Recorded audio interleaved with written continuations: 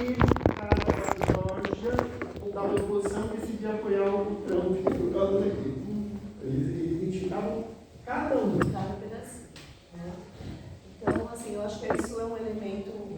Não ia falar sobre isso, eu sei que desperta bastante interesse, sim, por isso que eu comecei por aí, e acho que para não ficar muito parecido com a hora de falar, mas eu acho que é uma coisa que a gente entende pouco, entende porque não está naquele grupo, né? Eu, pelo menos, não consigo ficar em funcionalistas assim. Eu admiro meus alunos que ficam lá, eles coletam dados, enfim, ficam analisando. Eu admiro muito, porque emocionalmente não me faz bem, assim, é uma coisa que não é um ambiente que eu consigo estar de forma tranquila, porque é muita agressividade, é muito forte que vem ali. Mas assim, a gente precisa entender, né, por onde passam as coisas, como é que essas coisas estão se reproduzindo, né, o mecanismo dessa história. Que não é, porque senão parece só, primeiro ou é só manipulação, as pessoas são idiotas. Né? Acho que a gente vem da educação, sabe que, né, assim, as pessoas não são idiotas. Assim, tem alguma bagagem que ela carrega que faz as conexões, a gente sabe disso. Né? Não é uma coisa imposta, nada que é imposto assim, de forma autoritária consegue adesão. Então tem alguma coisa acontecendo de fato na sociedade que eu queria passar por esse lugar. Não, é só uma curiosidade, porque você comentou, por exemplo, de grupos de WhatsApp de 60 mil pessoas. Isso. E ao mesmo tempo a campanha funciona porque ela é segmentada. Ela consegue falar com o cara. Mas essas informações da segmentação, elas não estão disponíveis no grupo de WhatsApp de 60 mil pessoas, essa é uma pergunta. Então, se a gente sabe, se tem estudos sobre como é que funciona esse cruzamento, especialmente no caso do Brasil, que o WhatsApp é tão forte, não me parece que seja a realidade em todos os países. Se existe cruzamento, assim, eu vejo o perfil da dona de casa ou do trabalhador, sabe, sei lá, vejo o perfil de classe, de profissão, de idade, de cor, de gênero e consigo cruzar isso no WhatsApp. Como é que, ou são estratégias diferentes? Você diz do ponto de vista de quem organiza isso ou de quem está estudando? Então, se quem está estudando consegue enxergar quem isso está em quem está estudando, analisando. por que não consegue? Porque quando ela entra nesse grupo de WhatsApp, esse grupo de 60 mil, é um grupo público, não é um grupo privado. Ela não está nos grupos privados. Né? Seu grupo que você tem da sua família, se eu quiser entrar, eu não entro, certo? Ela só consegue entrar, quem pesquisa, no grupo público, que é esses 60 mil, que é uma coisa de orientação, né? De cima para baixo, os meios. Mas assim, ela falou que é imediato. Ela diz assim, você joga 2 segundos depois, essa coisa está no grupinho da família lá, não sei onde, né? É muito inédito. Não é rápido, vocês. Não sei vocês, a relação com quem usa, é muito rápido a coisa, é muito no mesmo dia, ou no máximo um dia depois que acontece. Alguma coisa que vai parar no seu grupo lá, alguém da sua família publica, alguém. Então, quem pesquisa não sabe, só está nesse grupão público, que é o que a gente consegue identificar, não está nos grupos. Aí o que o pessoal qualitativo faz, né, de antropologia? Monta grupos menores para conversar com essas pessoas e pergunta sobre como lida com isso. Aí consegue fazer, mas aí no nível micro, não essa coisa que eu pergunto a porcentagem, a gente não consegue saber, porque a gente não, como pesquisador, não está, né, nesses todos, assim, não tem como fazer uma medida, né, de uma coisa que você não está presente, não tem como fazer. Como que eles operam? Aí não estou falando de quem pesquisa, como que a gente imagina que eles estão operando, né? Não precisa fazer, de novo, as pessoas se engajam no que elas querem, né? Meu marido, uma parte dela é bastante conservadora, votou no Bolsonaro, vai votar de novo. Elas passam coisas bolsonaristas para a família porque elas querem, entendeu? E o cara fala, passem, e eles passam. Né? Então lá e mandam as notícias. É assim que reproduzem. Mais alguém da família ali acha bacana, vai passar no outro grupo do trabalho, ou no grupo da igreja, ou no grupo, e assim rapidinho. Como chama esse grupo?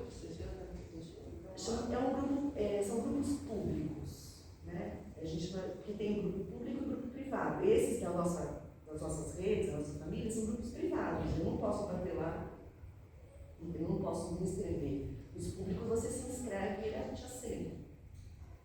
Automaticamente, você entra porque vem um nome, assim, tá aberto o grupo e você entra e você é aceito.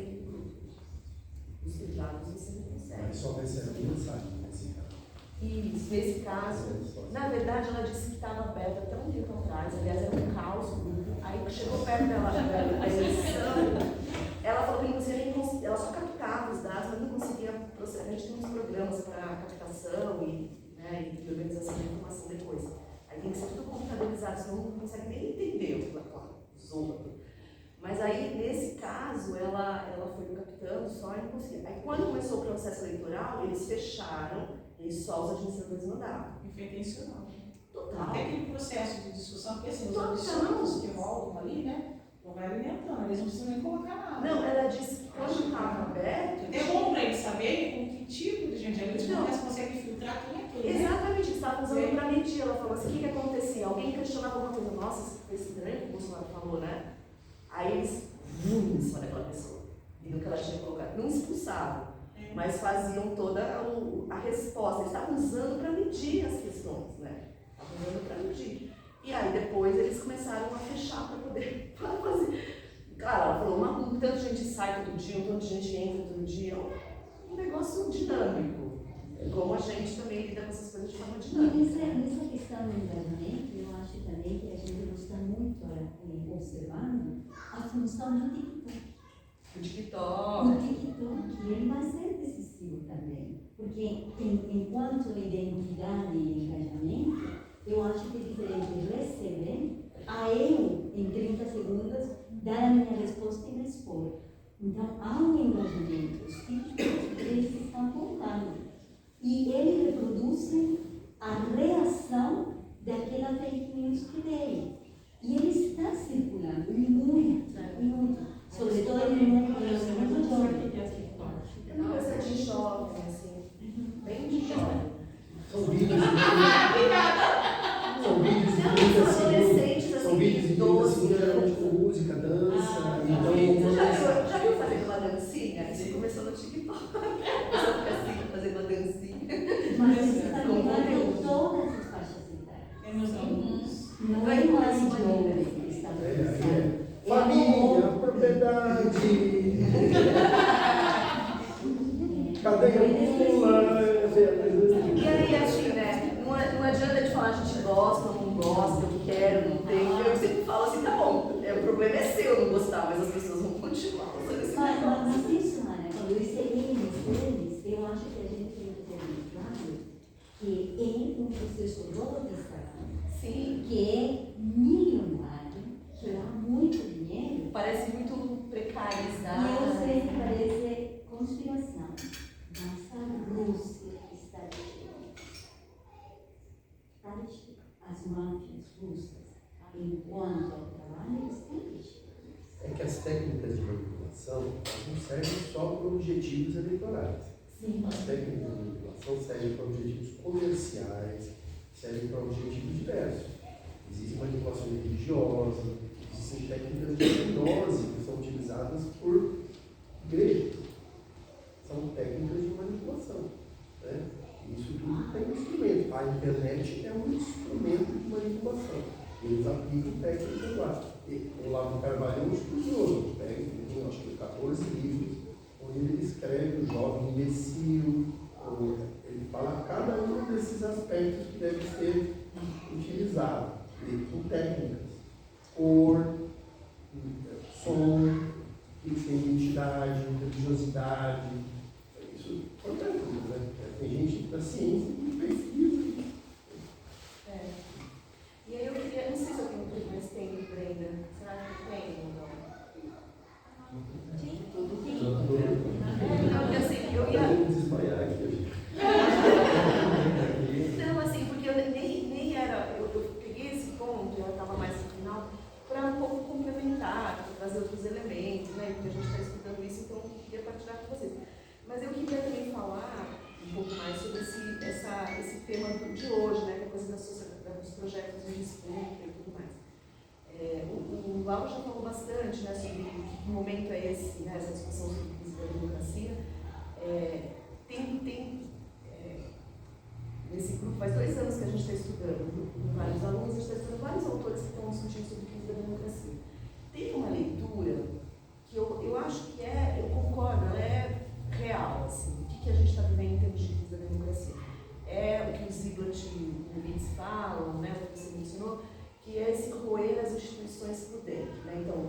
poder, esses setores de extrema-direita, e é importante pensar que eles são extrema-direita, eles não são direita. Porque a gente estava acostumado com uma direita no Brasil um pouco mais democrática, né? Que respeitava as eleições, que ia para o processo eleitoral, né? Eles são uma coisa nova, né? Na nossa história. Se você olhar assim para trás, tudo bem, sei lá, no integralismo, lá no anarquismo, você encontra coisas parecidas. Mas essa destruição da democracia por dentro, ela é nova para a gente, como sistema, nem para nós. Então eu acho que os livros de Levitz, esses autores que falam como as democracias morrem, têm toda a razão. Os caras não fazem um golpe, né? Eles entram dentro das instituições que vão minando, vão desacreditando, vão botando todo mundo em dúvida, questionando e tudo mais. Eu acho que isso é uma análise pertinente, eu concordo com ela. Mas eu acho que a gente tem que pensar por que isso, era essa pergunta que eu queria fazer. Por que isso tem efeito em uma sociedade, especialmente numa sociedade periférica como a brasileira? Por que eles conseguiram, de novo, o que é que faz com que as pessoas olhem para isso e não questionem muito? A não ser assim, na pandemia, eu vejo, quando foi mexer no SUS, na saúde, aí teve uma reação. Nossa, no SUS ninguém mexe. Porque, né? Eles estavam querendo privatizar todos, né? Lá no meio da pandemia, os caras já queriam meter a mão no SUS. Aí teve uma reação porque o SUS, eu acho que é um patrimônio. Se não tivesse tido a pandemia, talvez tivessem conseguido. Então, por que isso vai... Eu acho que é isso que seria legal a gente conversar um pouco mais. Por que isso vai rolando, especialmente em um país periférico como o nosso? E aí, Laura, assim, eu acho que a gente tem que admitir, assim, uma posição mesmo, quase um princípio. A gente tem que admitir que o que a gente teve de democracia foi muito frágil. Foi para poucos, entendeu? Não foi para a maioria da população brasileira. Então, quando as pessoas olham para as instituições, elas também não se veem representadas, entendeu? O que é aquele Congresso Nacional? Então, que democracia é essa? Você pega a justiça, quem vai para a justiça, todo mundo que passou por um processo judicial, diz que é a coisa mais injusta. Né? Você olha para a cadeia, só tem negro pobre, um rico nesse país que rouba, vai parar na cadeia. Então, assim, esse sentimento de indignação com a democracia real que a gente tem, isso é nos Estados Unidos, é assim, na Hungria, é assim, aqui, é assim, é uma indignação legítima da população, que a gente tem muito pouco. Melhorou, por exemplo, e aí eu entendo, assim, quem é mais de esquerda fica, poxa, melhorou o governo, né, do PT, teve uma coisa, mas a participação... A participação foi fragilíssima, né? Quase a população não foi chamada para se envolver na política, não teve um processo de formação política adequado para o país que a gente precisava. Então, assim... Foi emissor e receptor. Exatamente. A esquerda fez isso. A esquerda fez Emitiu isso. melhorias sociais. E criou um E líder. receptor das agora. Fortaleceu o líder. Participar disso... Mas Então, você assim, também foi pelo vetor do consumo. Exatamente. Então, assim, o que eu queria falar é que eu sei que é difícil essa conversa num período eleitoral, que a gente quer que esse cara saia de todo jeito, mas eu acho que no pós, né, vou fazer igual o Laura. Não só estou vendo a tendência, mas estou desejando muito que o Lula de fato ganhe, que tenha um tumulto. Eu estou esperando mesmo um tumulto. Estou esperando. Pelo que eu estou vendo aí, e aí cada um de nós tem que se cuidar também, né? Eu acho que a gente tem que ser muito cuidadoso consigo mesmo, né? Não ficar provocando que você não sabe quem está do lado. Eu tô com essa...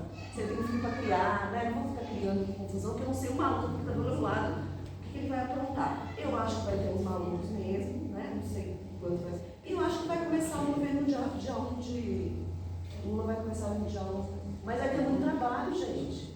Porque essa crise da democracia ela não é uma crise que foi inventada pela extrema-direita, entendeu?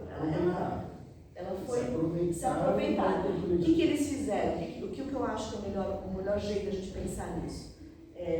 Eles se apropriaram do lugar do antissistêmico. Né? A gente é anti a política que está aí. Eles ocuparam esse lugar do antissistêmico, a extrema-direita. Né? Que sempre foi ocupado por setores mais à esquerda, né? A gente é contra tudo que está aí. Né? Eles ocuparam, eles encontraram e falaram com a população. De novo, eu acho que uma parte da população se sente de fato representada por isso. Olha, esses caras aí são antissistêmicos, essa porcaria, essa falta de Eu acho que a gente tem que lidar com o dia 1 de janeiro de 2023 em diante, vai ter que lidar com isso. Como refazer, né? Como reconstruir a democracia, como reconhecer. E aí, assim, eu acho que é um esforço de reconhecimento dos limites. Uma parte significativa da população não chegou. Não chegou uma saúde de qualidade, não chegou uma educação de qualidade, não chegou um emprego, não chegou. Só dizer a gente vai voltar aos direitos, eu acho que é pouquíssimo. E aí a tendência dessa extrema-direita é tudo bem perder, mas se organizar e daqui a 4 anos ganhar de novo, gente. Pode não ser com o Bolsonaro, não pode. Outro vai ocupar esse lugar. Não é um lugar vazio, porque o problema vai continuar. Pode ser o caminho. Vai ser o carucho, vai ser qualquer outro. O problema vai continuar. Então, eu não sei, na minha opinião, reconhecer que essa crise não é uma crise, não sei se eu estou me fazendo entender, não é uma crise provocada por uma extrema-direita só por isso. Esse é um mecanismo que ela operou.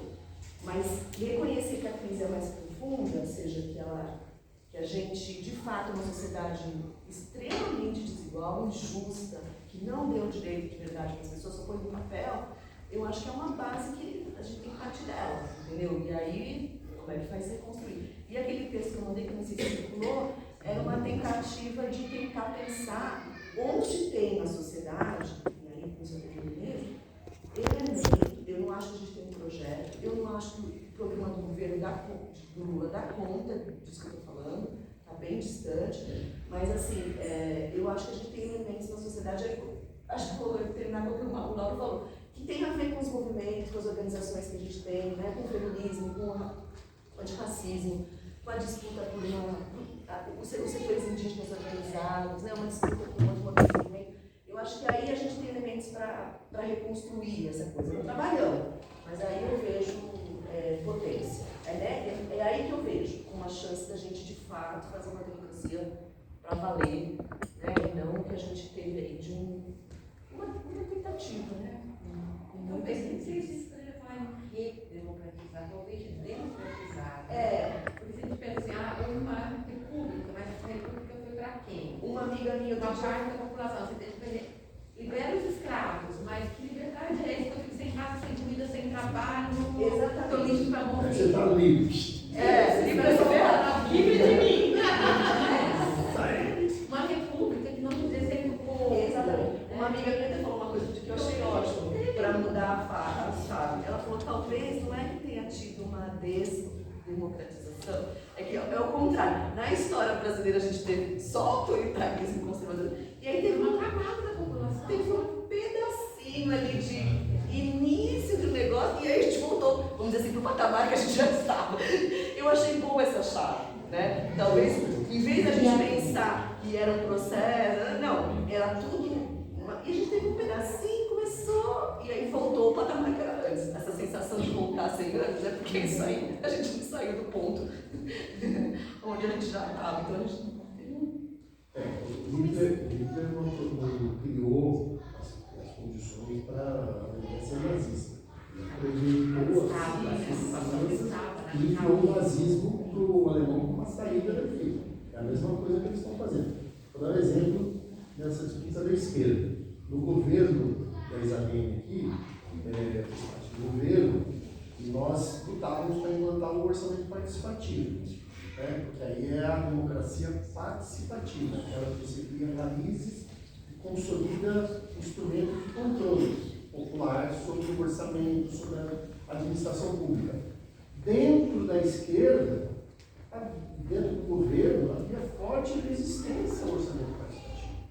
Mesmo a prefeita sendo favorável, parte do secretariado e parte dos partidos de esquerda eram contra. Achavam isso uma bobagem, era uma perda de tempo, porque era só o governo defender políticas sociais inclusivas que resolvia, mas não resolvia. Aonde o orçamento participativo teve presença, eu plantei o orçamento participativo lá em São Paulo, Pernambuco, a gente também teve um programa de orçamento participativo. Até hoje tem núcleos de pessoas que lutam por questões sociais.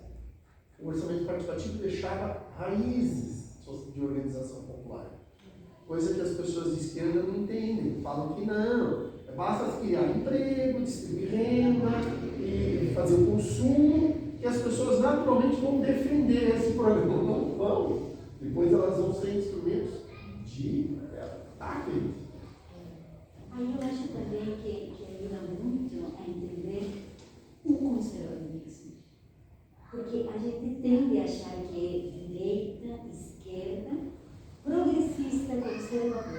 esse pensamento binário não explica a resistência da participação popular na esquerda, por mecanismos que podem ajudar. Porque o conservadorismo, e aí eu abraço a Cláudia, que é um cara que me expressou muito na América Latina, o conservadorismo não é um movimento político, ele é uma estratégia que faz emerger sentimentos, emoções e forma das pessoas se identificarem. Então, ela está presente na direita, está presente na esquerda, está presente no progressismo. A teologia da libertação foi um boom de 1968 até que teve sérios problemas para lidar com as mulheres, se a gente vai colocar. A teologia feminista, dentro da teologia da libertação, arrancou com unhas e dentes até hoje. Não era a procura da busca de mulheres sacerdotes, não era esse o problema, não?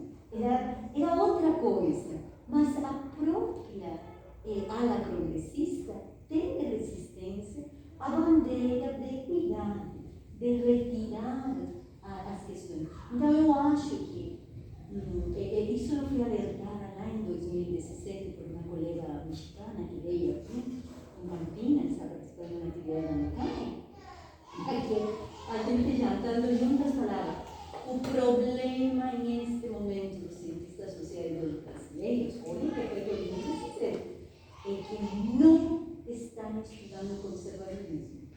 E ela fala com todos os dentes lá em um evento que a gente tinha, porque estava falando de México, não? México, pelo amor de Deus.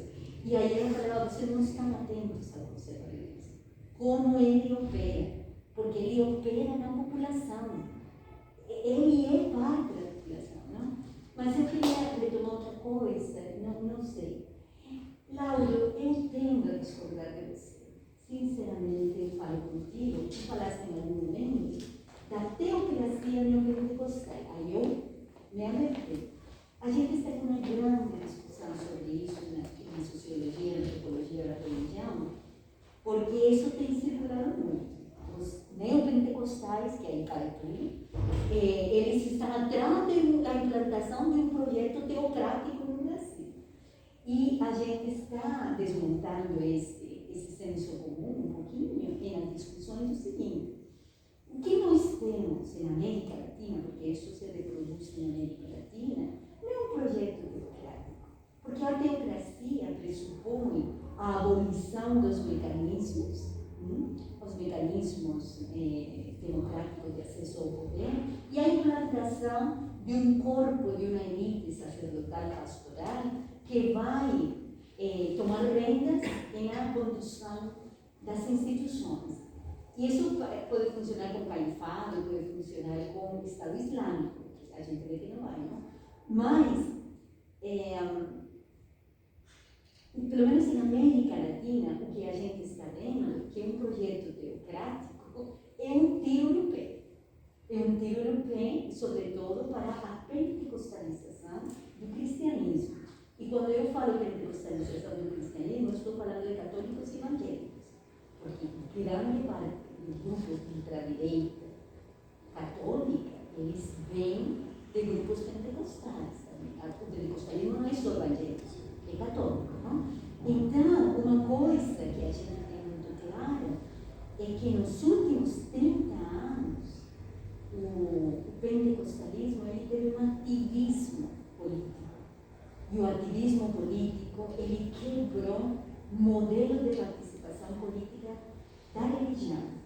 Você tinha um modelo lobby, que é católico, chama na missa de nascer um bebê e na hora do café da manhã fala: isto pode e isto não pode.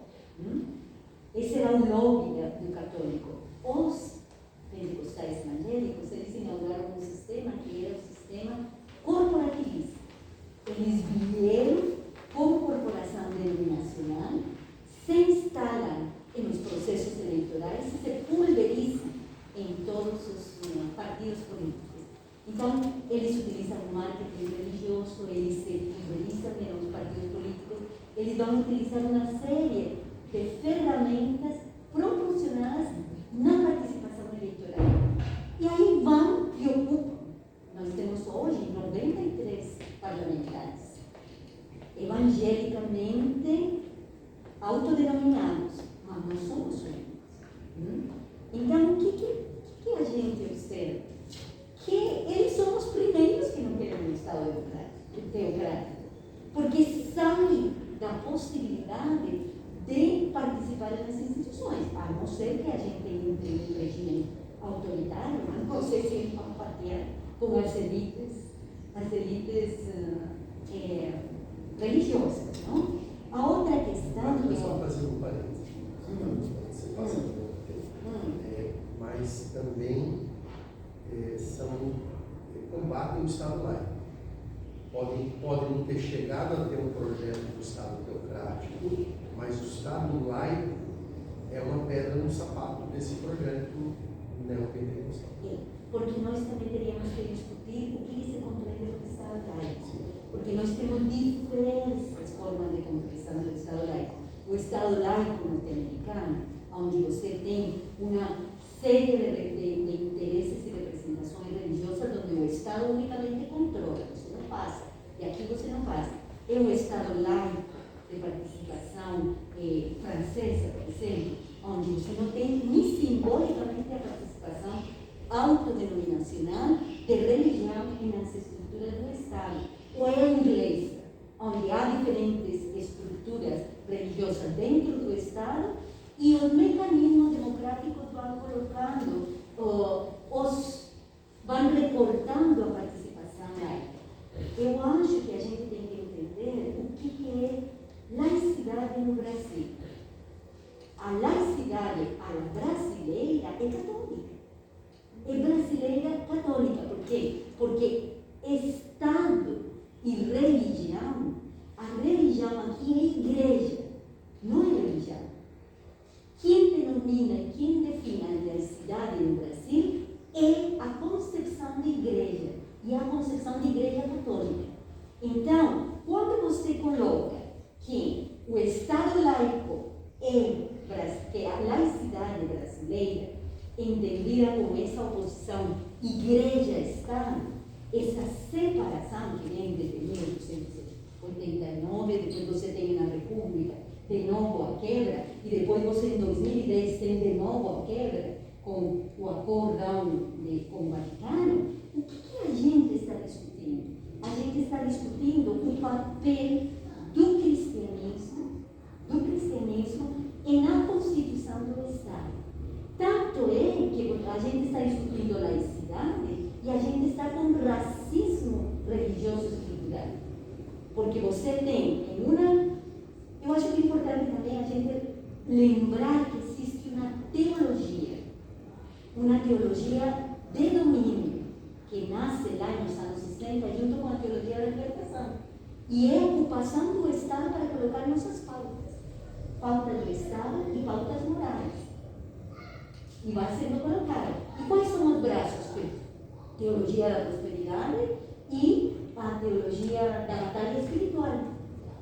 Só que no Brasil, a teologia da prosperidade e a batalha espiritual vai em frente, enquanto a batalha evangélica leva a teologia de ocupação do poder. Depois de 30 anos, a gente vê como que se constitui. Então, o negócio é bem complexo. É muito complexo, porque o papel, não é o papel dos evangélicos. Eu tenho discutido muito com Ana. É o papel do acervo religioso no Brasil. Como que ele levanta as bandeiras? Somos a ideologia do medo, todo é ameaça. E isso alimentado uma batalha espiritual. Constantemente você alimenta o inimigo. E aí o bolsonarismo capitalizou a ideologia do medo de uma maneira exponencial. Então eu sou resistente, por isso eu falava, a pensar em um projeto teocrático evangélico. Eu acho que é longe, muito longe. Muito longe. Não acho que o problema esteja em um projeto teocrático. Acho que o problema está na maneira como se está construindo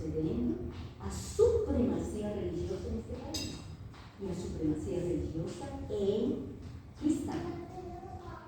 E vai no bolo das minorias.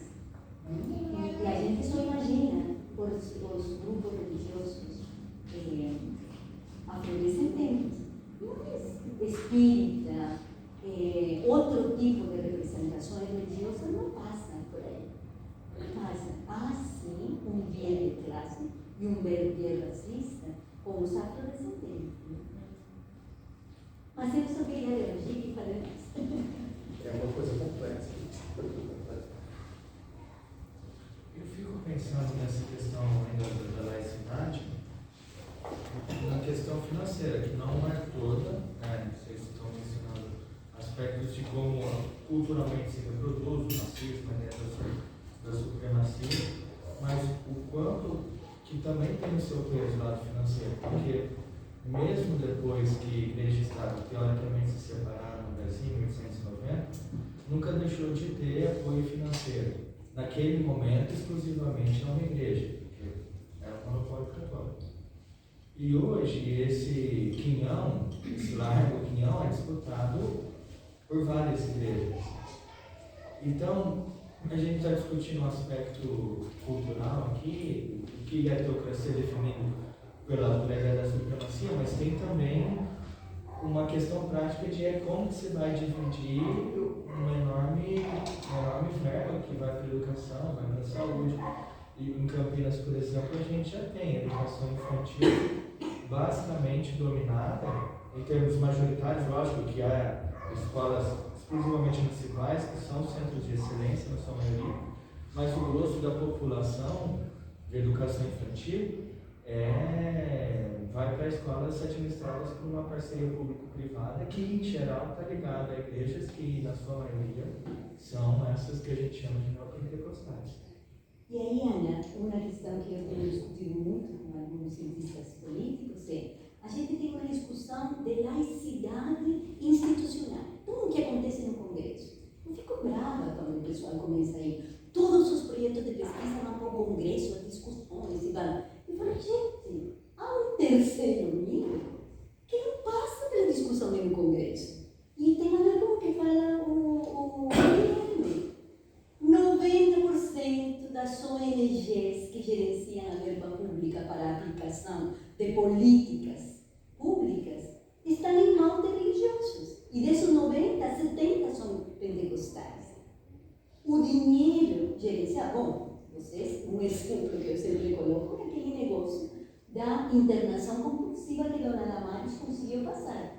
Vocês sabem, dependentes químicos, por lei, por decreto, foi colocado que eles têm que passar 3 meses em unidades de internação gerenciadas para fazer um tratamento compulsivo. São milhões e milhões de dinheiro que estão aí. E estão em mãos desse povo. do povo, de um grupo, de um pool. Eles são um pool. Uma rede evangélica que tem um pool do controle sobre estas clínicas em todo o Brasil. E tem sido denunciado. A gente está acompanhando um caso com uma aluna que está fazendo doutorado, perseguindo aonde está acontecendo isso. Mas nesse caso, eu acho que eu digo lá tem razão. Assim, se a gente pensa, não em termos de tomar o poder, né, de obrigar todo mundo a seguir a religião, mas do ponto de vista cultural e da ocupação do Estado, isso não funcionou no Brasil, você pensa assim, seja um projeto orgânico de Estado teocrático. de dizer, está um Estado eliminado. religioso, com interesses, com unificações de controle das verbas da educação, da saúde, não sei o que, dinheiro, não sei o que lá, assistência penitenciária. Eles têm uma rede que controla. Os critérios, quem é que vai administrar essa rede? Quem é que vai definir as diretrizes da rede? Vai definir, vai estar na educação, porque tem uma trajetória como professor, como diretor, porque tem estudos? Não, porque é um membro da rede, da igreja, ou do consórcio de igrejas X, que é quem está cobrando. Tá, mas quando eu penso em Estado teocrático, quando eu penso em Estado teocrático, só se ele é mais flexível. Mas o Estado teocrático são os princípios religiosos que regem a moralidade e o comportamento, não só da base social, mas também de todos os mecanismos legais que regem um Estado. Eu acho que nós talvez não chegamos a uma plenitude disso, mas nós estamos a caminho disso.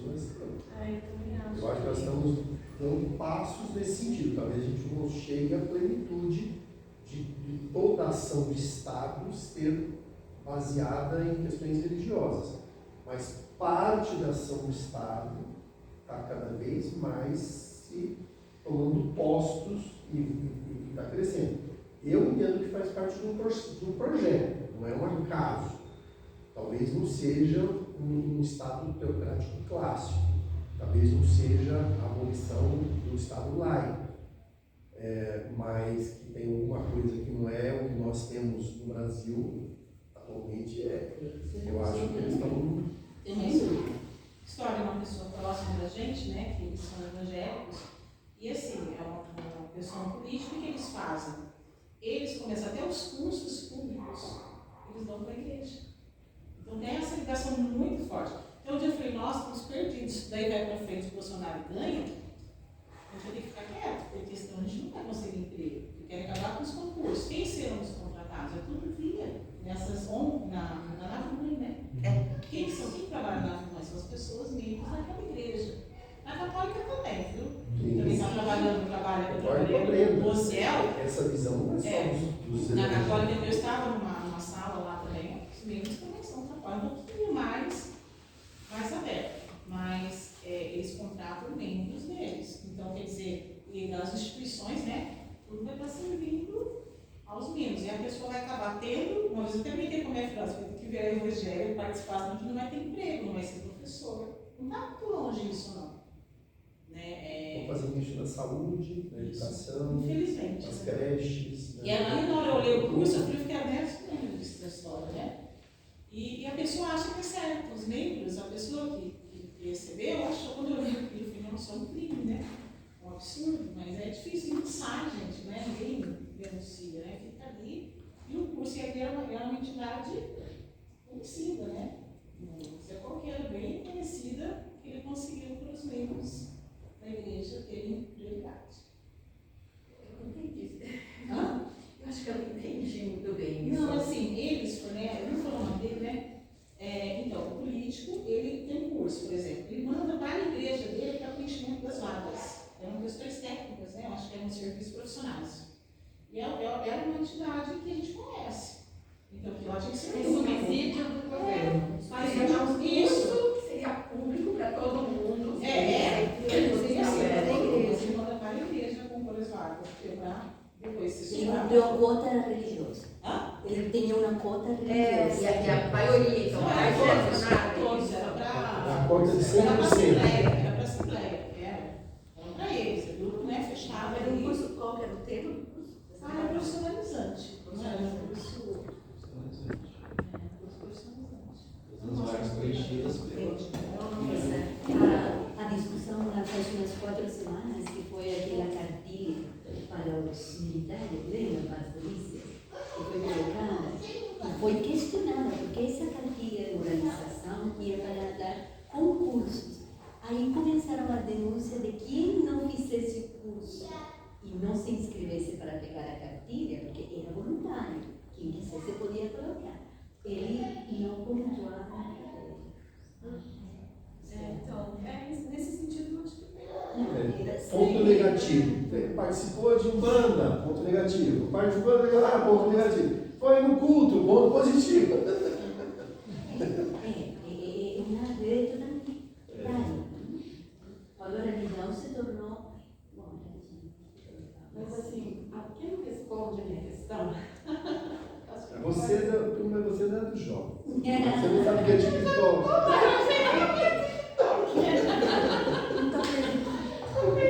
não está perdendo nada. Mas assim, só para entender o que eles estão fazendo, é bom, né? Não sei, a gente até fez lá no registro como fazer. Agora nunca mais vai esquecer. A gente sabe o registrei o quê?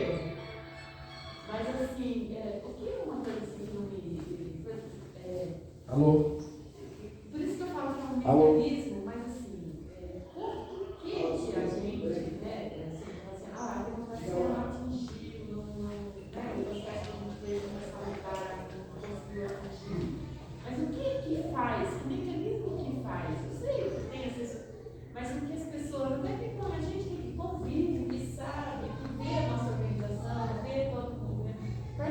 tranquilo, aí paz, interessa.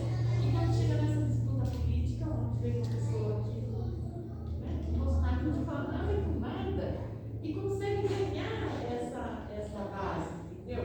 Isso que eu não consigo, não sei se eu quero intelectualizar isso, mas nem sei, nem no sentimento, nem no intelecto entra.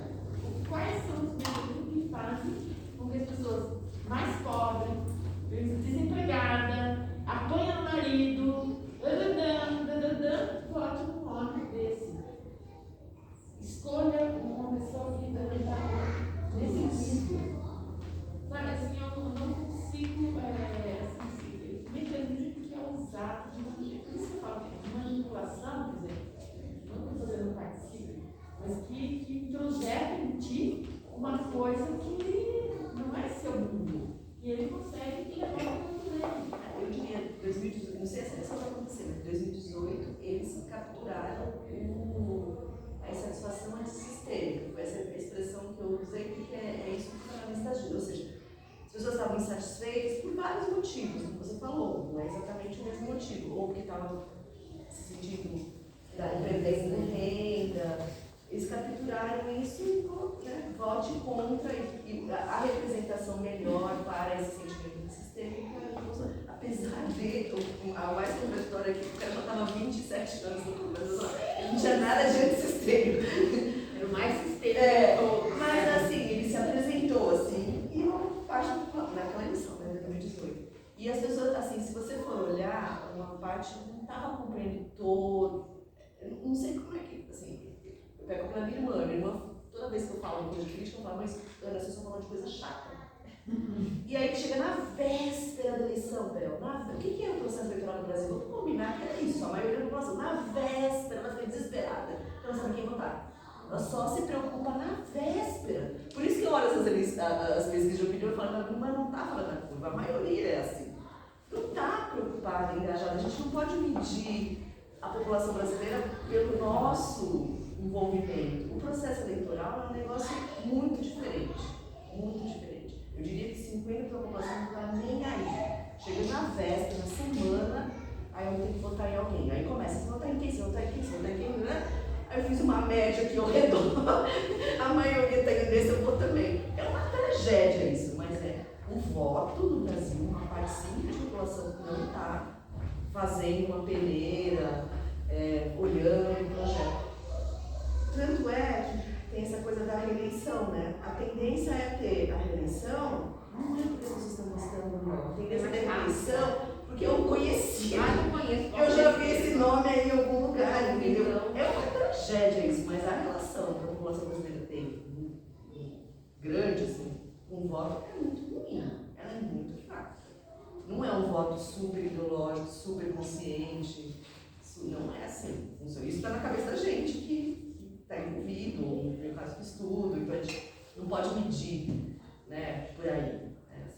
Por isso que eu acho que isso reforça a ideia que a gente estava discutindo, o que a gente faz para combater essas raízes do fascismo, né? Porque eles se aproveitam da situação econômica, social, e o tecido social totalmente desestruturado. As pessoas não estão conversando sobre nada. Aí você não tem sindicato, você não tem associação, você não tem movimento, você não tem movimento que debate nada. Chega nessa eleição, aí rede social, televisão, as pessoas não têm referencial, elas não participam de coisa nenhuma.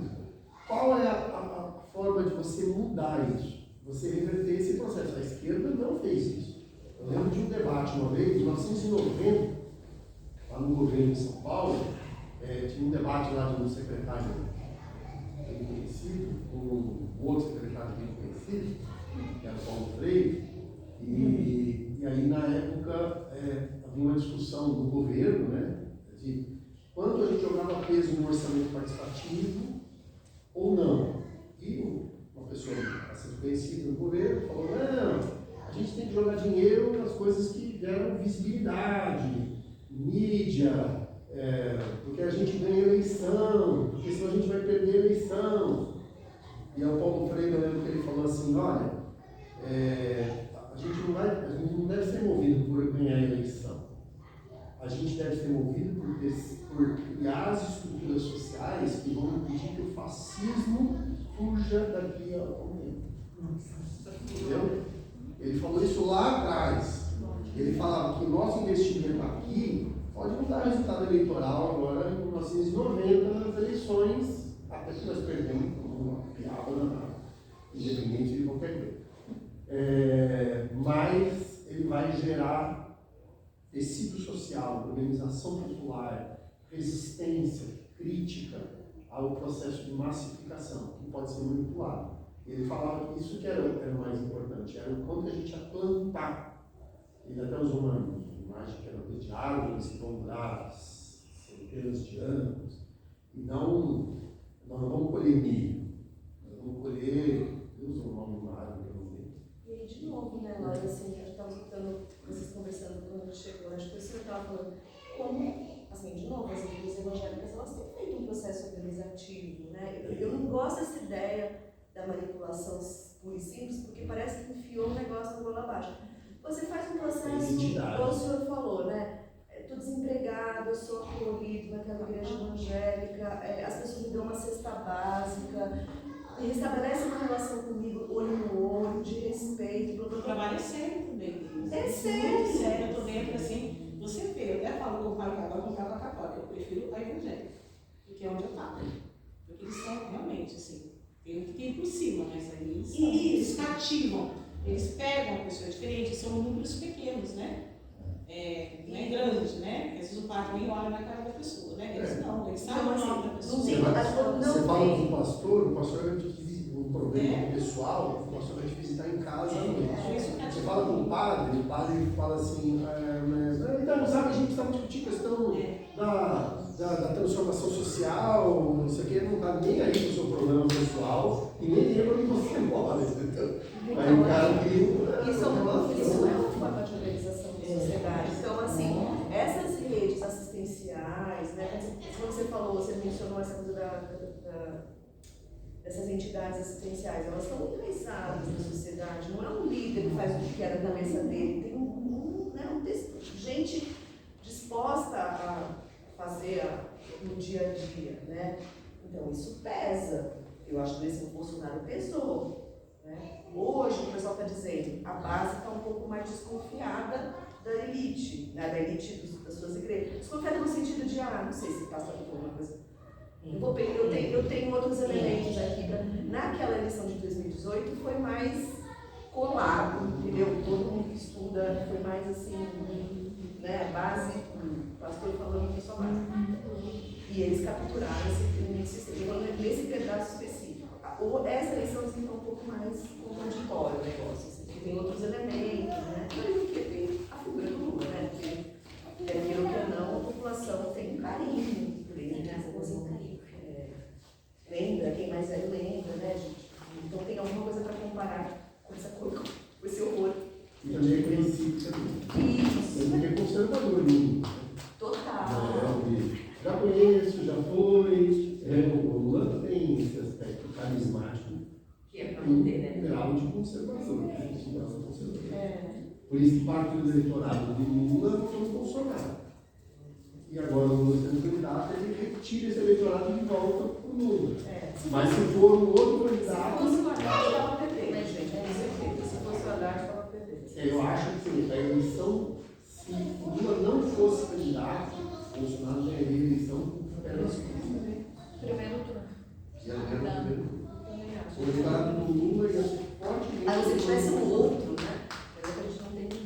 Olha que coisa estranha, né? Por isso tem coisas a fazer no futuro. O Lula vai morrer. O Lula vai se aposentar. Entendeu? Ele fez isso. E aí o eleitorado, se o Lula não é candidato, ele volta para o Na Bolsonaro. verdade, eu diria que. Esse meu Haddad está mais próximo. Mas com as lideranças, não é só ele, os outros partidos também. Mas os dois eles cultivam uma relação política imatura com a população. Total. Né? Porque os dois cultivam esse lado de pai, protetor, né? Tem paternalista no Brasil todo, né? O coronel fala com as pessoas. Você não passá-los. O Bolsonaro faz isso usando a violência como uma força que resolve as situações imediatamente, né? E o Lula faz naquele agrado, naquele aconchego, naquela conversa que chega próxima da sua realidade, aquele pai que está lá para te nutrir, para te proteger. A né? Lélia de Francisco, a Soraya também, somos mães, às vezes, cuidamos. Mas aí você cultiva na coisa população uma imatura, relação imatura, né? Com a política, né? também, né? Ai, o Chico. Personalista, agora deixa que eu resolvo, eu sei, Também é maravilhoso. é melhor. Sou um cabo, sou um cabo. Não, é pra gente não amadurece, né, como sociedade. Agora, então, assim, um pouquinho, né? Cabeça perfeita, assim, né? Todo mundo. Porque a gente pensa, por exemplo, alguns tópicos, né? Por exemplo, a questão do conservadorismo, que acho que a Brenda traz, né? A gente vai ver na nossa história também, né? A gente vai trazer isso do pai que tem a ver lá com o coronel, o dono das capitanias hereditárias, que tomava conta de tudo, depois o coronel tomava conta lá do seu, né? E diz para quem você vai votar, não é por aí que eu voto, né? Vai junto. Depois o pastor, é o padre também em algum momento, não é? Então, essa coisa que também é um pouco histórica, que é histórica, né? Esse conservadorismo que a gente tem também de lembrar que nós também, que sempre em algum momento anterior foi melhor, então a gente tem que conservar aquilo, voltar para aquilo, né? Uma história boa, imaginária do passado. Idealizada. Idealizada. Mas fico pensando, aí que eu também nas escolas, como a gente trabalha, porque a gente está na educação, a gente está o tempo todo questionando, né? Que a gente está trabalhando, como que a gente... Não é todo mundo, mas assim, a gente tenta pelo menos um pouco, né? Pensar em como está trabalhando, está formando, né? Essa pessoa que, por exemplo, tem todo esse... Não passaram também por um processo, porque a grande maioria da população não passou por um processo de democratização, né? A gente só sabe que não tem direito a isso, que a justiça é ruim, que não tem a saúde, só que não tem, mas nunca participou do que seria realmente participar de um processo democrático. E aí, quando vem na igreja, que me dá uma cesta básica, que me ajuda a colocar no emprego, é por aí que eu vou, né? Eu me identifico. E como que a gente faz para ir mudando esses processos, né? Que a gente está fazendo muitas coisas, né? Por exemplo, a gente começa a colocar assembleias com os meninos, né? A gente está fazendo essa, já teve vários que voltam, né? Agora com os meninos, por exemplo, 7º, 8º, tem professora que está mais à frente disso, só para dar um exemplo. Aí, os 6º anos, no começo, o professor, e aí, pessoal? Todo mundo quietinho. E aí? Né? O pessoal do 9º ano participando um pouco mais. E agora, essa semana, assim, olha, o pessoal do 6º ano está começando a participar. Né? Isso para a gente pensar, que agora eles estão falando, mas pode questionar, mas pode dar ideia, pode dar sugestão de como que a gente vai ser lá, está acostumado. Então, a gente vem realmente, por exemplo, eu estou pensando um pouco na escola, mesmo no 1º ao 5º ano, eles são menores, né? Por mais que a gente diz que tem que ter metodologia diferenciada, que eles têm que ser mais participativos, mas a gente percebe ainda que imaginando, né, da infância, que eu falo o que você tem que fazer, falo o que você tem que fazer e você aprende aí, né? E aí, agora quando você coloca o pessoal na roda, vamos falar, vamos participar, qual é a sugestão? Tá? Porque na verdade é assim, tá, isso tem problema, sem problema tem problema, mas não é só isso. Agora a gente tem que pensar junto qual é a solução para isso. A gente está tentando ir para essa fase, né? Então, pensando realmente nesses sistemas maiores, dentro da sala de aula, dentro da escola, estou imaginando pequenininho, né? Ou dentro da sociedade. Agora, participar dos movimentos também, estar numa roda de conversa para discutir, para pensar a solução, porque tem que ter essa participação também. Nem estou dizendo que os governos têm, né? Tem os movimentos sociais que têm um pouco isso, né? De estar achando espaço para ser ouvido, para dar sugestões, de cavar esses espaços, né? E como que a gente vai construindo ao mesmo tempo, né? Tem conservadores, tem as questões também do capitalismo, do individualismo, que ao mesmo tempo, por que eu vou participar de uma roda de conversa, né? Aqui, não, gente, eu vou consumir, né? Eu vou para a academia, eu vou para o shopping comprar minhas coisas, eu tenho um trabalho, eu tenho que ter 2 trabalhos. Estudar tecnicamente para poder passar no vestibular. Para passar no vestibular, para ter uma profissão, para ter um emprego, para comprar minha casa, para comprar um carro, para comprar um carro, para depois comprar televisão, para comprar um celular mais novo, depois comprar Nossa, mas não é isso, se pensar O assim. capitalismo deixa, ele faz você entrar no Não, mundo gente, individual da vida você inteira. briga com esse capitalismo, com o conservadorismo, com esses 500 anos de história. Depois um dia inteiro de trabalho. E você pensa, gente, Você fala assim, ai meu Deus. Ai, não tinha dormido. Nossa, gente. E no geral as pessoas estão cansadas, né? A gente fala assim, não, eu ainda tenho carro. Imagina quem pega um ônibus, levanta 5 horas da manhã, que depois pega um ônibus, pega o metrô, corre para outra coisa, né? Às vezes o único momento que ela vai para a igreja, mas aí ela vai porque ela vai socializar, ela vai ser acolhida, né? Vai receber um abraço. Aí fica achando, gente. Deus. Um Deus que acolhe, e assim, uma religião também que assim, o seu Deus que vai dar a sua prosperidade, que vai te acolher, que vai ver como você como pessoa. Não é? Gente, mas são muitas coisas para a gente pensar ao mesmo tempo em como fazer para brigar com o capitalismo, com o conservadorismo, com, né? Se na escola, eu estou falando na escola porque o meu ambiente que a gente está lá tentando educar, porque a gente fala lá, eu consigo, de repente, vamos tentar ter alguma, né? Para ter uma formação diferente. Como é que a gente vai mudando isso tudo, né? Num país que é continental, com tantas diferenças, né? Porque se a gente, eu imagino, talvez um núcleozinho menorzinho, né? Que a gente conseguiria estar trabalhando, mas difícil, né? Muito...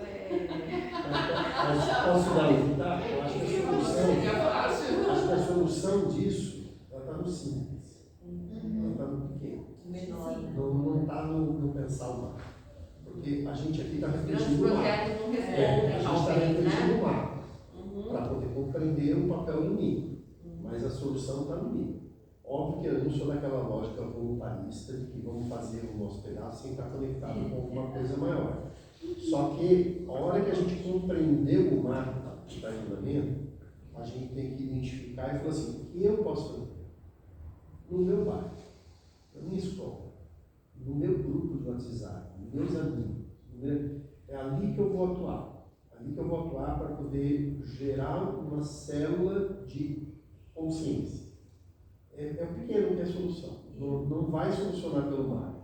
Alguém vai pensar o macro, entendeu? Mas aí quando a gente faz o micro e gera uma experiência, esse micro se conecta com outro micro. No bairro, na cidade, na questão ambiental, na questão... Aí se conecta com o outro, se conecta com um meio regional. Isso é um processo. Então a solução acho que está no simples. Se a gente procurar no complexo, a gente vai ficar sempre esperando alguma solução, uma diretriz geral, mágica, que não virá. Que não resolve, né?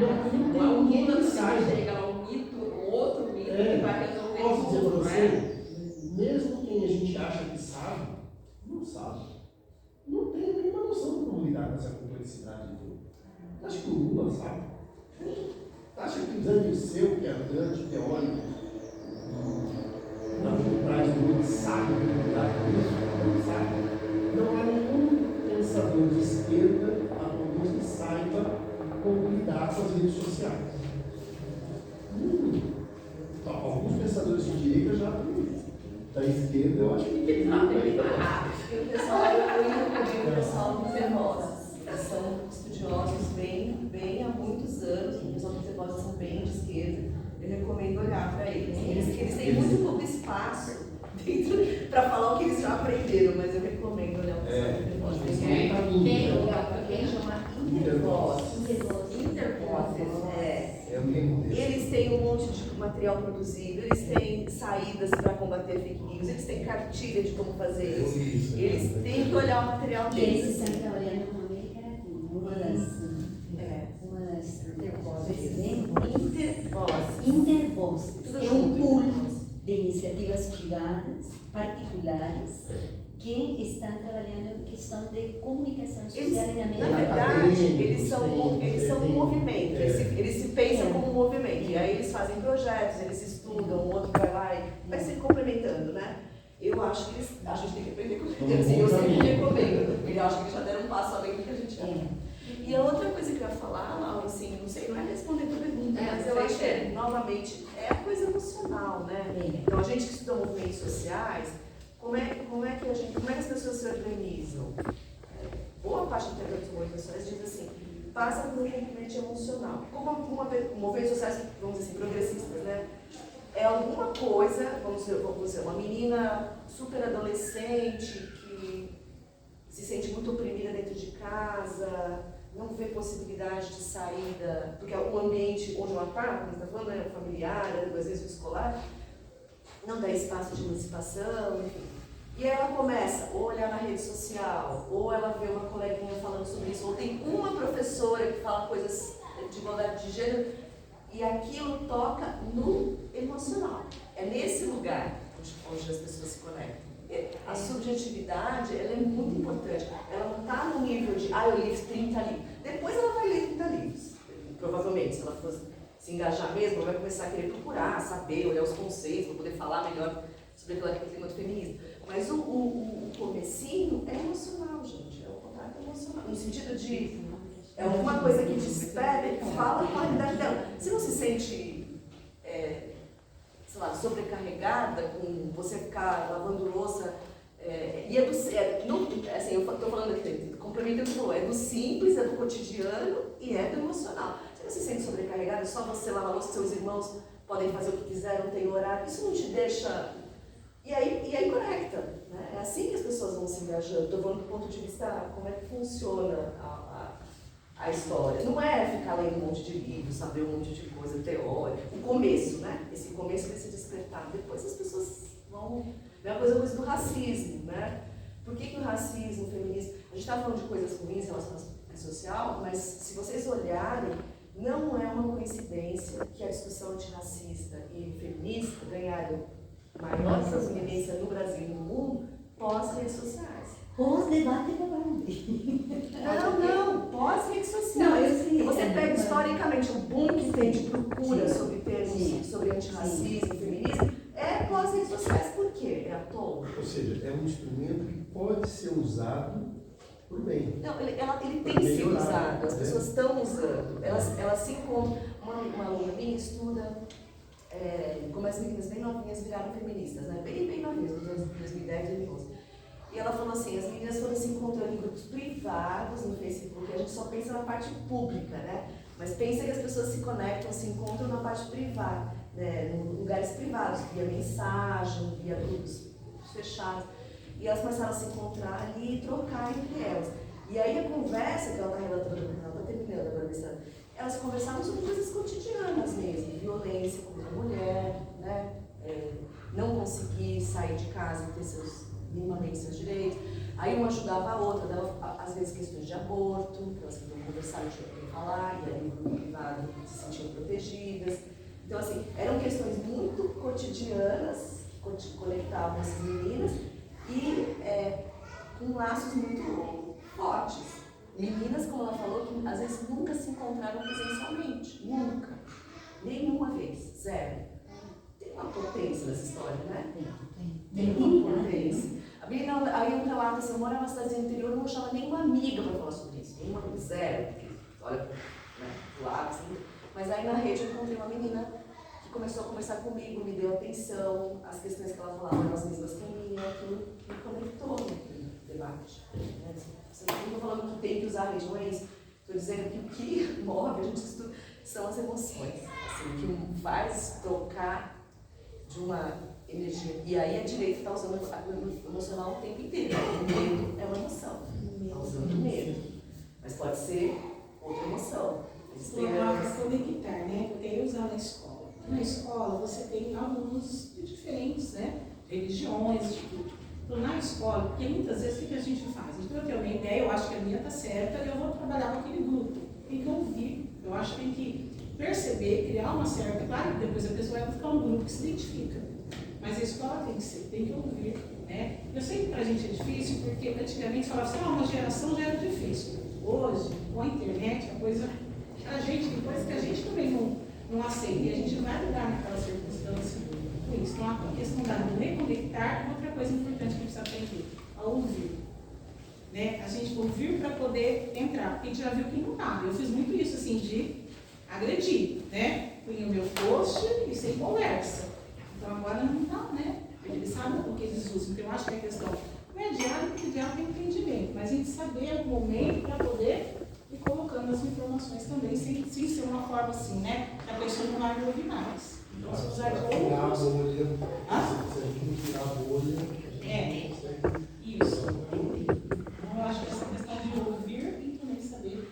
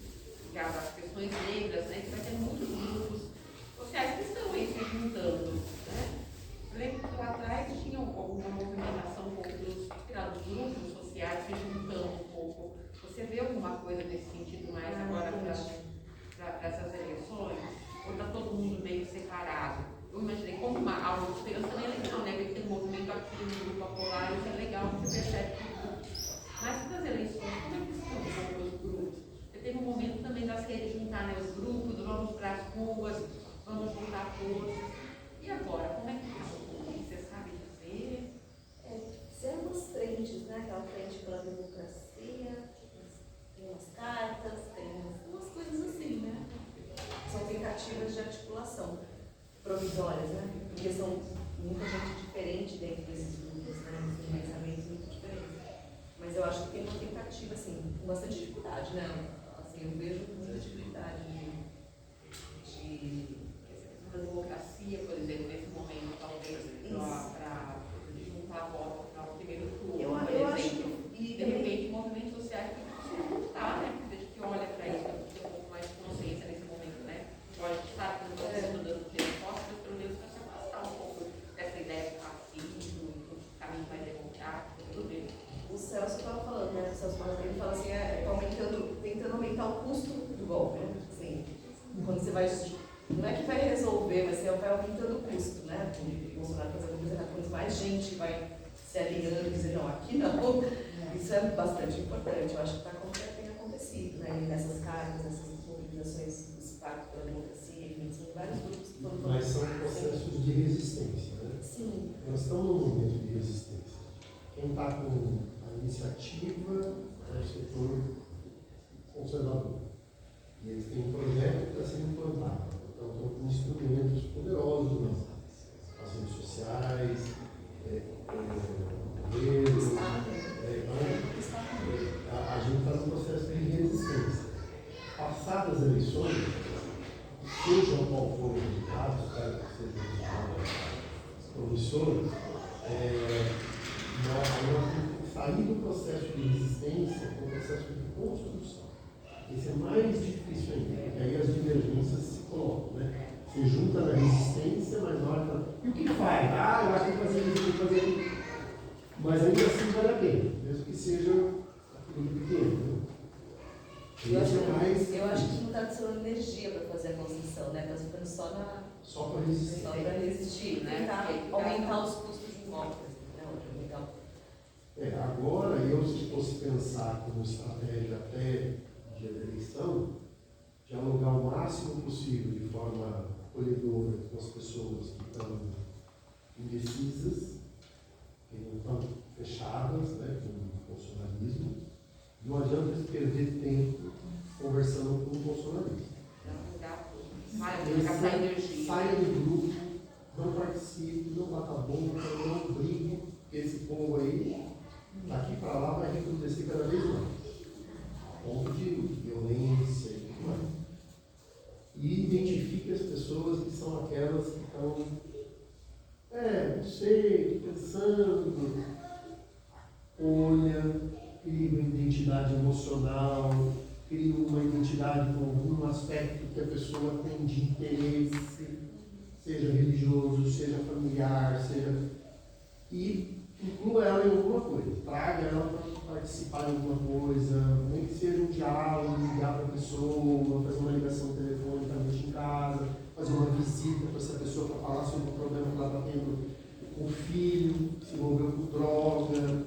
Nós temos que criar laços com essas pessoas para trazer, não estou pensando nas eleições, estou pensando nas eleições no curto prazo. Mas estou pensando que depois nós temos que trazer essas pessoas para a construção do princípio social, que é mais complexo. Mas depois você criou a identidade dessa pessoa, uma parte emocional do interesse, você abriu uma porta para deixa uma parte do grupo de reflexão, faz parte do grupo de mulher que vai falar sobre o quê, grupo de pessoa que vai cuidar da questão ambiental. Tem que traduzir alguma coisa que depois você criou a ela, essa pessoa, trazer ela para participação. Eu acho que essa é a sua tarefa. Muito que depois não tem como mudar. Não é coisa de solução, coisa. Laura e Ana Cláudia, assim, voltando a falar das eleições, eu me preocupo muito com a questão dos deputados, que a maioria da população não olha muito para isso, né? Eu que trabalhei na escola no todo, eu trabalhei com a eleição de ajudar, né? Porque a minha escola todas as escolas são requisitadas, e eu me lembro de acompanhar assim, a organização das filas, e a pessoa, nossa, deputado, quem que você vai votar? Me ajuda aqui, né? E assim, porque ainda tem essa coisa de que o presidente faz um milagre, de que ele resolve tudo. Ainda não é muito conhecido que depende de votação. E a gente viu como é que a gente tem acompanhado como é que está aí o Congresso Centrão. Como vai ser caso o Lula seja eleito? Esse Centrão vai permanecer? Olha, eu não quero ser pessimista. Como que vai ser essa briga? Porque ele vai encontrar um embate muito grande, né? Eu acho que assim, boa parte dos pastores se reelegerão, boa parte dos casos vinculados ao agronegócio se reelegerão, e nós teremos um Congresso conservador. Vai ser porque a maior parte dos candidatos, mas todos nós, gente. Agora, acho que o que nós podemos sair dessa eleição, talvez, pressionados pelo processo de Lula, 45% do voto, é da gente tentar aproximar o resultado eleitoral da candidatura majoritária com a candidatura dos proporcionais. Se não igualar, qual seria o Lula ser eleito com 45% dos apoiadores. Né? Aí a gente tem um Congresso. A gente tem lá 15%.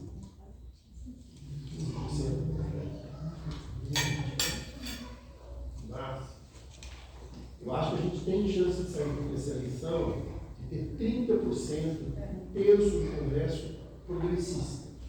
Não esquerda, mas pessoas que têm apego à democracia. E eu acho que a gente tem que fazer uma conversa nesses últimos 30 dias de vincular isso. Né? Mesmo que não sejam candidaturas mais à esquerda, mas candidaturas que têm aspectos democráticos, aspectos de respeito à civilidade. Eu acho que a gente consegue sair do final da eleição um terço do Congresso ter oxigenado. Um terço do Congresso é uma situação boa, é uma meta. Se fosse, por exemplo, planejamento eleitoral, eu diria: os progressistas elegerem um terço do Congresso. Vai ser um grande avanço. Vai ser o dobro. E aí, eu acho que isso cria condições para a gente poder resistir a algumas pautas que virão e talvez propor retomada de algumas coisas. Porque aí, os fisiológicos, se o governo for o governo do Lula, os fisiológicos aderem no segundo. Né? Centrão é governo no dia seguinte que o governo toma posse. O Lira vai apoiar o Lula. Tá certo? Então, isso faz parte do processo desde que o Cabral chegou aqui. Eles são netos dos capitães hereditários. Estão lidando com os caras que são descendentes dos capitães hereditários do Brasil. Eles estão no poder desde que o Cabral desembarcou na Caravela aqui. E eles continuam no poder, eles estarão no poder, independente de quem estiver no governo. Né? Agora, eles cobram um preço alto. Porque senão sabe como é, né? Negociar isso continua, né? O sistema contribui para essa corrupção e tudo mais. O Lula não é um candidato antissistema. Não se iluda. Exatamente. O Lula, eu lembro que ele fazia parte da Executiva Nacional do PT, e eu lembro que o Lula falou um dia, assim, numa reunião: nunca fui socialista. Nunca defendi um projeto socialista. Eu sempre defendi 5 refeições para as pessoas. Esse é o meu projeto. Então, o Lula não é um candidato antissistema. Ele é um candidato que quer que o sistema funcione e que as pessoas possam comer. Esse é o problema do Lula. Se as pessoas puderem comer no capitalismo barbário, da anja do capitalismo mundial, já é uma grande coisa. Né? Porque aí, comendo, você já pode começar a pensar, estudar.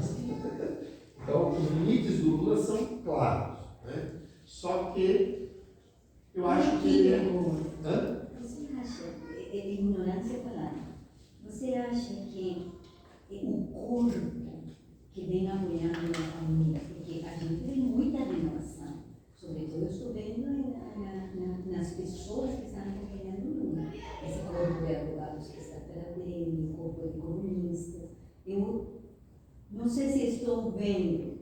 novo oxigênio ou é o mesmo oxigênio anteriormente com cara nova, uma geração nova no fim não.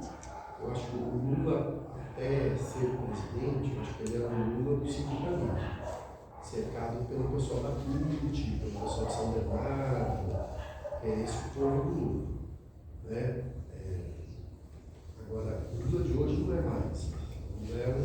O Lula é um cara, mas de todo jeito ele fazia parte do sistema sindical, do sistema, só que era um perfil, hoje ele faz parte do sistema intelectual, o Haddad não tem esse perfil, tem outros também, né? Não deixa de ser um candidato do sistema, só que ele é um cara que tem compromissos com uma determinada classe. Ele não tem um compromisso de classe, embora ele navegue muito bem com Sarney, com todos esses, né? Porque ele é um candidato do sistema. E por isso que, na prática, o Lula não assusta eles, porque ele sabe que o Lula não vai romper nada em termos estruturais. Entendeu? Como nós vamos aproveitar o governo Lula para poder criar outros caminhos, aí é uma outra coisa. Assim como nós estamos pensando nisso, eles também estão pensando. O sistema está pensando, Lula é eleito, como é que a gente vai fazer para aproveitar, para continuar tudo do mesmo jeito? E nós vamos ter que pensar como é que a gente vai aproveitar o governo Lula para termos saúde, educação, melhor condição, alimentação, para a gente poder criar um novo período de emancipação. Mas você viu as entrevistas dos candidatos? Eu estou acompanhando as entrevistas. Só a TV e só a Soraya que são contra o orçamento secreto. Gente, são as únicas que falam com todas as letras. E isso tomou corpo de lei e apatia foi abocanhada. E esse congresso que entraram, com muito oxigenado de venda, não vai com ninguém, não. Nem o Lula, nem o Bolsonaro, nem o Ciro, nem o Dávila falaram que fariam com o orçamento secreto. E as perguntas foram claras. E o orçamento secreto? E o orçamento secreto? E digo para você, a Tebet e o Ciro, que são contra, estão mentindo. Descaradamente. Se eles se elegerem, eles vão continuar com o orçamento secreto. O orçamento secreto é a institucionalização do controle do executivo, controle do executivo em relação ao Congresso. Né? É isso. Porque antes era feito com mala, agora é feito com emenda. Então, eu digo para você, se o Ciro for eleito, ele vai acabar com o orçamento secreto? Não vai. Você está vendo? Não vai acabar. Isso aí é uma coisa institucional. E que pode diminuir ou aumentar o poder do orçamento secreto. Mas se o Lula for eleito, ele não vai deixar o Lira ter o poder que ele tem com esse instrumento. Vai diminuir o poder, mas que vai acabar, ninguém vai acabar. Infelizmente, veio para ficar nos próximos anos. Faz parte do nosso processo. Quando mudar o perfil do Congresso, tiver um outro perfil, um processo mais talvez chileno, de qualidade, né? Aí talvez a gente possa fazer uma constituinte, reescrever uma constituição do Brasil. Aí pode ser que mude essas coisas. Agora, desde que começa aí, esquece que não é nada. E a reforma militar? Queria fazer longos discursos, vamos gravar. Não acredito que vai ter nada. Eu acho que o sistema político, econômico, social do Brasil, ele está o famoso empurrar com a barriga. Nada será feito de grandes modificações nas próximas décadas. Seja a esquerda, seja a... Quem pode fazer grandes modificações no Brasil é a ultradireita. Eles podem. Nós que queremos, mas podem. Nós vamos fazer para destruir. Por isso que nós que a gente quer. Eles querem corromper, destruir, generar, subverter, mas eles têm um projeto. Todo o resto tem um projeto deles, deixa como está que está bom.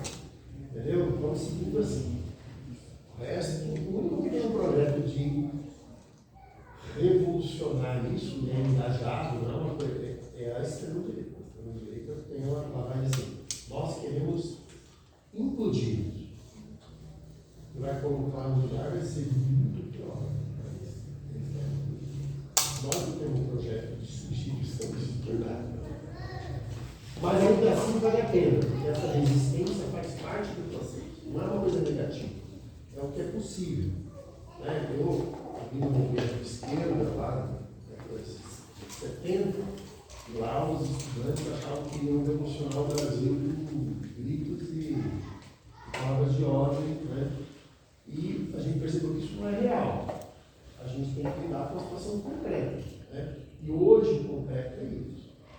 A gente tem que salvar uma parte significativa da população da marginalidade. Porque o projeto capitalista conservador precisa de América Latina, África, Ásia, marginal, para sobreviver ao mundo de capitais e tudo mais. Nós temos que tirar o nosso povo dessa marginalidade. Isso é um processo de resistência. Até o momento que vai gerar uma crise tal que vai ter alguma coisa nova no lugar. Pode ser daqui 100 anos, mas vai acontecer, não tem que as condições objetivas, que as condições objetivas estejam colocadas e as subjetivas também. As subjetivas ainda faltam, né? Falta só os sujeitos. Agora, é um exercício dos piores cenários, dos piores domínios. Bolsonaro ganha, a gente tem mais 4 anos desta introdução, se instala em os próximos outros 4 um sistema autoritário, eu penso. Isso pode durar décadas. Pode durar décadas. Vamos pensar. 30 anos um processo. Vamos pensar hoje. Um projeto de 12 anos, já vão 4 mais 8, 12. Em algum momento, a sociedade, vocês acham que é real? Ou vocês acham que vai haver uma acomodação com o sistema autoritário? Eu estou pensando que isso talvez não colaria na Argentina. Ou no Chile, que tem um processo de ditadura no Guatemala. É processo de ditadura muito fortes, onde houve um sofrimento na pele da população. E lembrar um autoritarismo, na hora, se coloca a pessoa na chuva. Vida Kirchner agora esta semana. No Chile também. Eu fico pensando, como vocês acham que o povo qualquer coisa não significa Brasil, a sociedade brasileira quer agir? Se a gente teve como consenso que nós temos um hiato na história brasileira de democracia. Minha opinião é que a sociedade brasileira reagiu. Eu acho que a sociedade brasileira, por mais que ela esteja com a democracia frágil, sem uma participação da maior parte da população, eu acho que não é uma coisa que fica... Assim, depende do que eles mexerem. Porque assim, se eles mexerem, por exemplo, acabarem com o STF, sei lá, que isso? Se eles mexerem no TS, agora se eles mexerem no SUS, aí eu acho que o negócio encrespa. Assim, depende do que eles... Quando você chama assim, esse processo, né, de democracia, assim, depende do que eles mexerem. Se eles mexerem no coração de algumas coisas, ou começarem a falar, para estar na escola tem que pagar mensalidade. Todo mundo tem que pagar. Você acha que as pessoas vão aceitar, no Brasil, depois de tantos anos, vão aceitar pagar a escola? Como assim? Porque o que é o que a gente teve, né? Durante muito tempo agora que eles não têm escola pública, mas a escola sempre paga no Chile. Eu acho que hoje, depois do que a gente construiu, depende assim, do que é que foi institucionalmente, do que se mexe. Se mexe em coisas que de alguma forma já enraizaram na sociedade, eu acho que ela reage. Mas se não mexerem nisso, mexerem em coisas que estão muito distantes e geram muita injustiça do ponto de vista, aí talvez seja mais fácil fazer. Eu acho que tem algumas coisas que são mais fáceis. Tanto que assim, a reforma trabalhista passou e ninguém percebeu.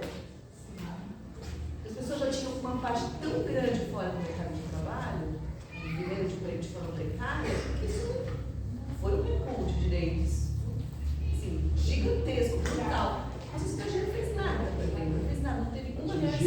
Atingiu 20 milhões de trabalhadores. Que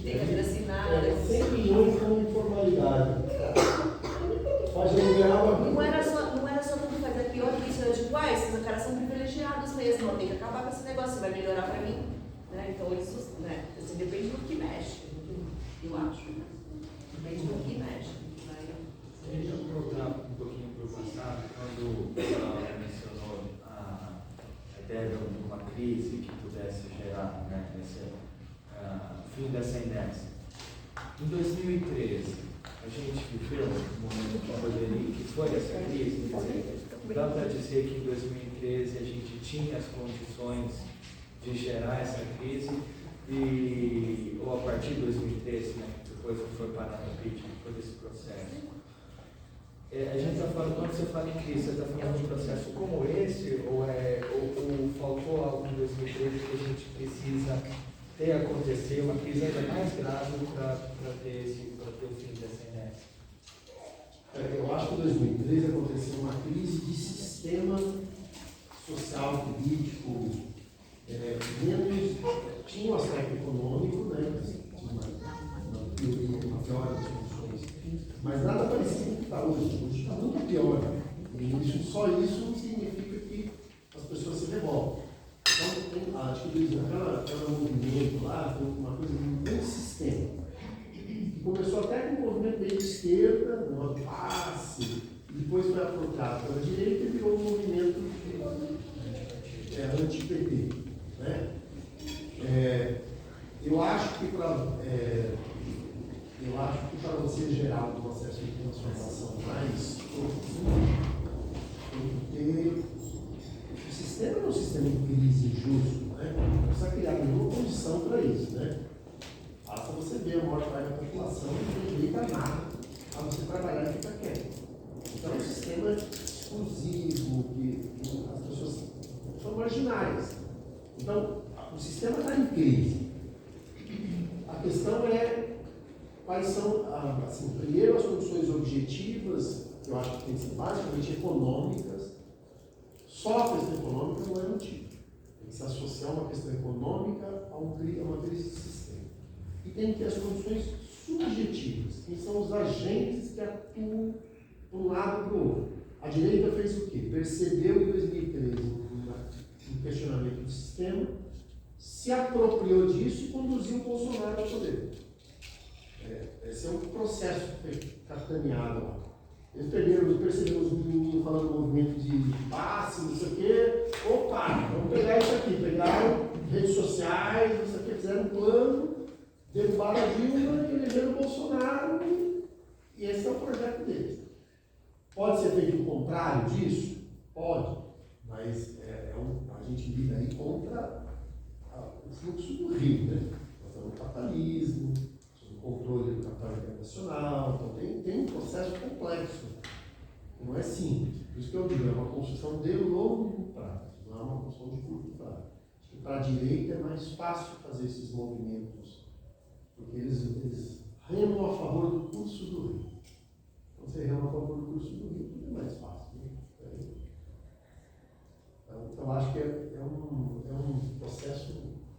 E o elemento subjetivo somos nós. A base, conversando com as pessoas, as pesquisas, o trabalho acadêmico, o movimento social, o movimento popular. Esse é um processo subjetivo que vai sendo construído com o tempo. E aí você aproveita a crise, pode levar para um lado, pode levar para o outro. Eu acho que o Chile ensina nesse sentido. Você mencionou o Chile, eu acho que o Chile ensina pra gente, porque assim, bateram no teto, né, da desigualdade, não tem saúde pública, nunca teve nada disso no Chile, bateram. E aí tem um elemento organizativo bastante importante, nosso objetivo organizativo mesmo, né? A primeira revolta, é um momento de, aqui em Estuda Protesto, né? Tem uma onda global de protesto aqui em 2010, 2013, né? 15. Uma onda global. As pessoas, os grupos aproveitaram de forma diferente. Aqui foi a extrema-direita. No Chile, foram os estudantes, que é a primeira, aqui em 2010, na verdade, é a primeira revolta dos pinguins. Não sei se vocês lembram essa história. Que eram os meninos na universidade pedindo, porque as mensalidades eram muito altas, as pessoas se endividavam, os meninos terminavam o seu trabalho, e aí teve uma revolta que chama Revolta dos Pinguins, são os estudantes mesmo que se organizam. E aí é uma coisa, se você olha o governo do Boric, veio de lá. Esse governo, o cara tem 35 anos. Não estou falando que tem que ser jovem, não é isso, né? Mas teve uma questão de organização, aquela base, aí você olha para a base, é uma base feminista, é uma base de estudante, aquela organização cheia de problemas. Não estou falando que. Mas ela permite um novo pacto para construir uma nova Constituição, para colocar direitos que nunca existiram no Chile. Não sei o que vai virar, pode ser que a direita ganhe a próxima eleição no Chile, não estou falando isso. Mas assim, eu acho que a mudança, quando a gente olha para o Chile, a mudança vem de uma base que se organiza. Ela não veio de cima, ela não vem dos partidos tradicionais, não vem nem dos partidos de esquerda tradicional, não vem do socialismo, né? Quando você olha assim, tem que ter outra geração ali de. Mas veio a mesma crise, o sistema que tem aqui teve lá. Só que lá foi apropriado de uma forma diferente. Assim, foi apropriado para a direita, lá foi apropriado para a esquerda. Sabe, desculpa, né? Pode perder na próxima. Mas é difícil voltar a ser o que era depois da Constituinte, depois é difícil voltar ao processo de pinochetização no Chile. Aquilo é muito difícil. É outro pacto. Por exemplo, algumas falas do Bolsonaro aqui no Brasil são rechaçadas por candidatos da direita do Chile. Entendeu? Porque lá tem um processo que nem os caras de direita têm coragem de falar o que o Bolsonaro fala aqui. Não cola na sociedade. Não cola. Viscerando. E militares? No Brasil, sim.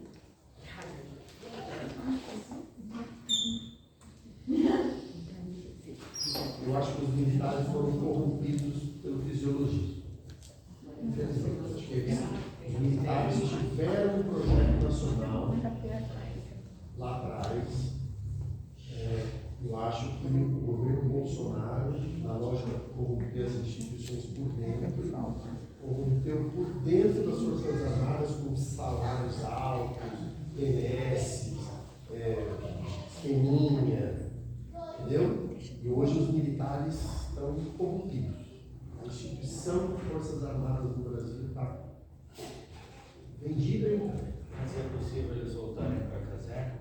Eles aceitarem abrir mão, entre aspas, quer dizer, serem forçados, né? Eu acho que a diferença hoje dos Bolsonaros para o Centrão. A diferença é só que um está com a arma na mão, o outro não. Essa é a diferença. Né? Mas os militares estão corrompidos. Se vocês puserem a corromper, também você ganha eles também. Esse é o triste, porque esse projeto conservador, ele destrói as instituições por dentro. Então, hoje, as Forças Armadas brasileiras não têm projeto mais. Que eu ganho com isso. É parecido com o que o Lira raciocínio, do Centrão. O que eu ganho com isso? Você chamar meia dúzia de general, meia dúzia de almirante, de brigadeiros, e der uns benefícios para eles, e pode ser benefício, inclusive, pessoal, e especialmente os pessoais, entendeu? Eles recolhem as armas. Eles são. Infelizmente, as Forças Armadas foram uma instituição que até lá atrás foram até o governo moderador no Brasil. Né? Eles pelo menos se abocavam nesse papel. Né? Hoje em dia, infelizmente, o bolsonarismo detonou o papel institucional. Gente, 11h30, né? Nós já estamos nos encaminhando aí para os momentos finais dessa conversa que foi muito boa, muito participativa, e espero que cada uma aqui leve um pouco disso para continuar essa conversa nos momentos, nos locais onde tiver oportunidade. Antes da gente encerrar, a Isalene que está conosco quer dar um recado bem importante, e a Brenda também. A gente estava falando muito, né, dos movimentos sociais, de que tudo vai começar de forma simples e pequena. Então, acho que a Isalene vai Fazer um convite. Mandar colocar isso em prática. Bom dia. Bom dia. Continuando o Chile como modelo, todas as análises é que a gente vai mudar se for para a rua, se tiver movimento. E o Grito dos Excluídos já tem 28 anos de resistência, persistência e de crédito que a gente pode realmente continuar gritando, esperneando, queremos mudar mesmo, né? Então, esse grito também é um momento muito especial, como vocês acabaram então analisando ainda. Nós estamos convidando para que vocês também aceitem ir para a rua conosco. E o grupo de mulheres na periferia, nós queremos fazer uma performance, nós queremos, estamos preparando material, tudo. Então, eu queria fazer um convite especial para as mulheres, para estarem conosco nesse bloco das mulheres, com gritos específicos das mulheres, com grito pela soberania. Nós vamos nos encontrar às 9h30 na Praça do Pará, para sair, né? Todo mundo vai se encontrar. E há esse clima do Bolsonaro de querer falar, priorizar lá as coisas dele, mas a gente está com nós estamos combinando, pela primeira vez a gente está acertando todo o esquema de segurança com a prefeitura. Então, como no desfile vão ter as crianças, vão ter no grito também, nós vamos ter as crianças, vamos ter os portadores de necessidades. Então, queria convidar para que vocês possam convidar outras pessoas para engrossar o grito. Vai ser lá no Pará e depois vai sair de lá e vai para Sai na Francisco Glicério. Nós saímos depois do desfile oficial. Nós vamos sair depois dos carros antigos, que é um bloco mais, no desfile oficial, é um bloco mais tranquilo. E a prefeitura não permitiu que os motoqueiros, porque são eles que são os bolsonaristas agressivos, né? Não permitiu que eles participem no desfile oficial e nem permitiu, porque ele queria a Praça do Pará, a Praça do Largo do Rosário, e eles foram colocados numa praça, em outro lugar ali, longe. Então, São dois desfiles. não são dois desfiles. Os motoqueiros, né, os bolsonaristas que usam as motos, eles já por 2 anos eles entravam e queriam atrapalhar. Então, esse ano eles não vão, eles vão em uma outra praça, que eu não sei agora. Eles vão continuar, mas vai ter uma segurança diferente, porque não há permissão para eles, né? Então, e como vai sair o desfile oficial com crianças de escola particular, crianças de escola municipal, estadual, então também essa é a principal segurança, né?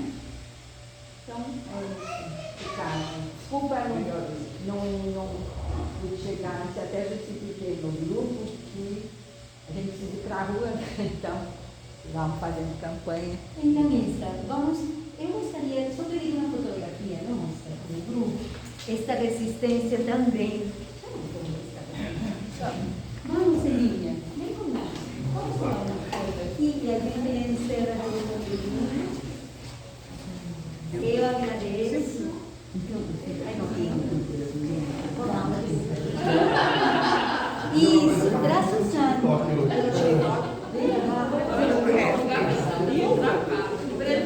chama o Fer. Só vou sair na foto e depois eu vou transformar.